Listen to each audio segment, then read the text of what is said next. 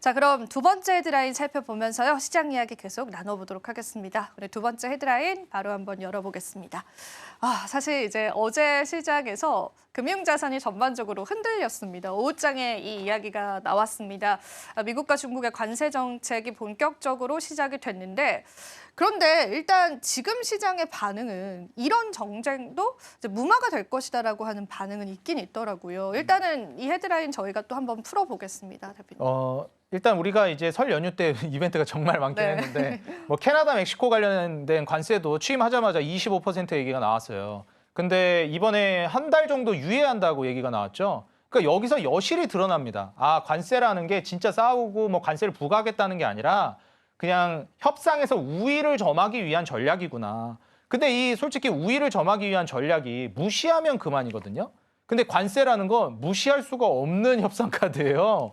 그래서 지금 현재 그 중국으로부터 펜타닐 들어온다라고 하면서 마약 문제도 계속 얘기를 하고 있고, 그래서 국경에 불법 이민자나 혹은 범죄자들이 넘어오는 문제도 있고 마약 넘어오는 게 또 심각하다 보니까 그것 때문에 트럼프가 지금 계속 강조를 하는 거거든요. 뭐 산업 생태계를 해치겠다 이런 목적이 아니에요. 그래서 국경 강화를 해라 이런 것이고, 그래서 실제로 뭐 일단 구두로 하긴 했지만 캐나다랑 멕시코가 군대에 파견하겠다, 그래서 국경 강화하겠다 약속을 받으니까 바로 유예시켜 버리잖아요, 관세를.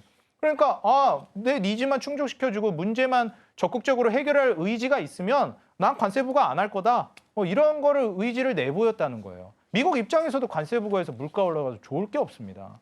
그래서 원하는 걸 얻었고, 근데 이제 중국은 조금 더 심각하게 들여다봐야 되는데, 이게 패권 경쟁을 하고 있는 국가다 보니까 중국은 좀 호락호락하지는 않아요. 바로 꼬리 내리진 않습니다.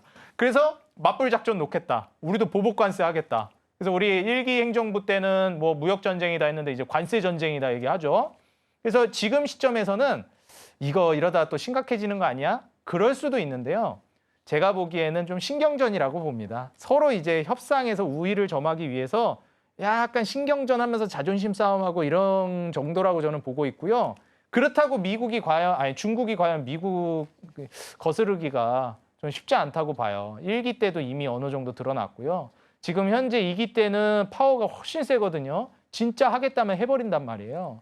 그래서 이런 점을 좀 우리가 고려해 봤을 때는 중국과의 이런 그 관세 전쟁의 여파가 없진 않을 것 같아요. 시장에 쇼크를 주긴 할 것 같습니다. 근데 다만 이게 엄청 장기화된다라는 관점에서 보면 그럴 가능성은 좀 적지 않을까. 불경기가 많이 심각해지기도 했고요. 그래서 결국 미국이 우위를 점하겠지만 미중 간의 이런 갈등 상황 속에서 증시 쇼크를 대비는 하자.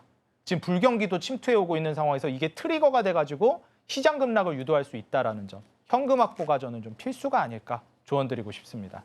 좋습니다.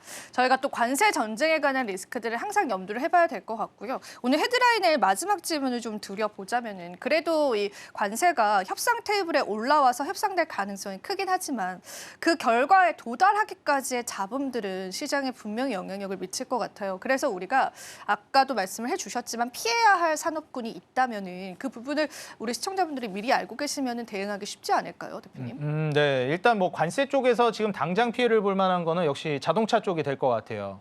그래서 지금 뭐 폭스바겐 그룹 같은 경우도 마찬가지고, 뭐 멕시코나 국경 인접 국가에서 많이 이제 저렴한 노동력으로 생산을 해가지고 넘기는 이런 쪽으로 많이 하고 있거든요. 그래서 사실 그런 부분들이 좀 우려가 되는 건 사실입니다. 근데 여기에 대해서도 저의 개인적인 의견은 그걸로 인한 심리적 타격은 받을 수 있는데 근본적으로 문제가 생기기는 어려울 거라고 보고 있어요. 뭐 우리나라 주식으로 따져보자면 결국 현대차 그룹이 제일 유명한데, 현대차 그룹은 이미 미국에다 공장도 그리고 고용 창출도 적극적으로 하고 있는 기업이란 말이에요. 근데 결국 이제 그 국가 간의 이 어떻게 보면 신경전 때문에 피해를 보는 거잖아요. 고래 싸움 사이에서 새우등 터지는 건데, 미국에 친화적으로 일자리를 창출해주고 그다음에 공장을 짓고 있는 기업에다가 피해가 가게끔 한다.